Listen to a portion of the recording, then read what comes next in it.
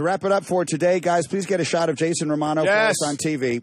So today is the last day, not only with us, but at ESPN for someone who's been here just about as long as we have.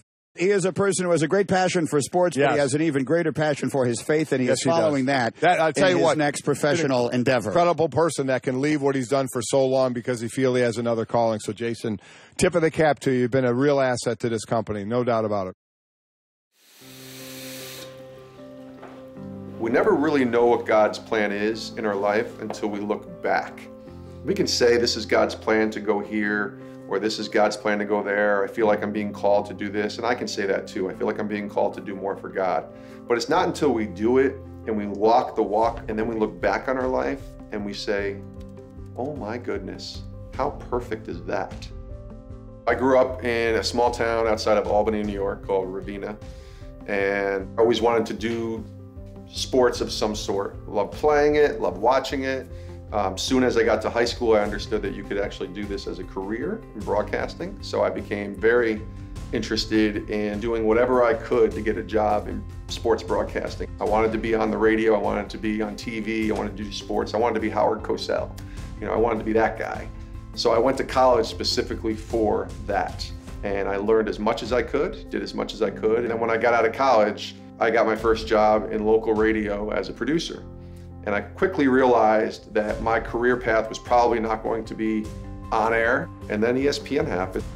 I remember the very first day I walked into that building in Bristol, Connecticut, and I was the biggest kid in the biggest toy store, the biggest candy store you could ever imagine. Look at that's Dan Patrick, and that's Keith Olbermann, and that's Chris Berman. Look at Stuart Scott. Oh my gosh, look where I am. 3 days into my job at ESPN, the booker from Mike and Mike in the morning leaves. And they said, well, why don't you would you want to take a crack at working on the morning show and booking guests for them? And I said, yeah, that'd be great.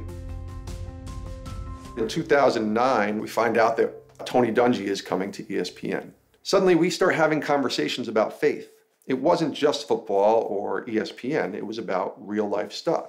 I said, I want to do more for God, but I just don't think I can do it here. I said, I'm at ESPN, I can't do anything for the Lord here.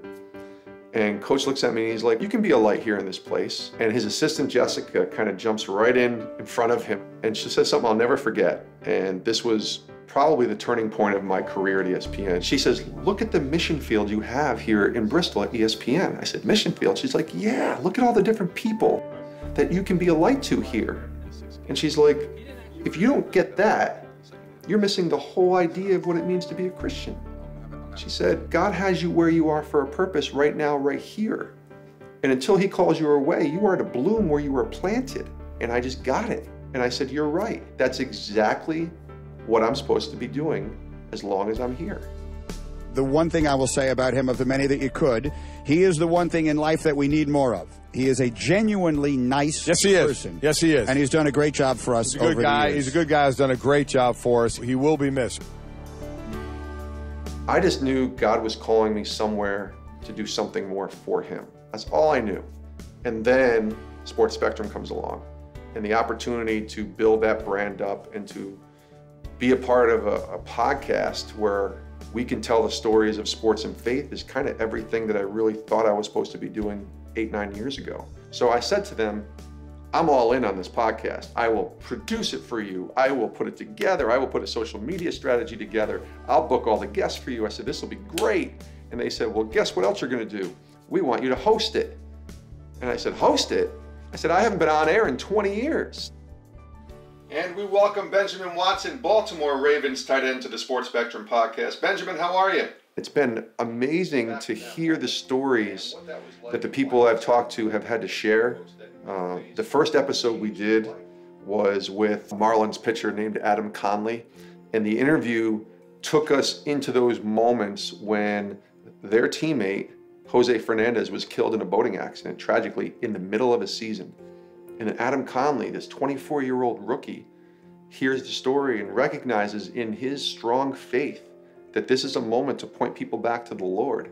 I don't know if I yelled it or what. I don't know what it sounded like coming out of my mouth, but I told every guy in that room that Jesus is the only way. We will all die, and Jesus is the only way to heaven, and that it's real, and that this is happening. There are Hall of Famers and legends and people who have played in baseball circles and are the best that they've ever been, that are standing there listening to this 24-year-old rookie tell their entire team of who Jesus is. And so when I hear that story, it gives me goosebumps, because that's exactly what this podcast was created for. Stories are powerful.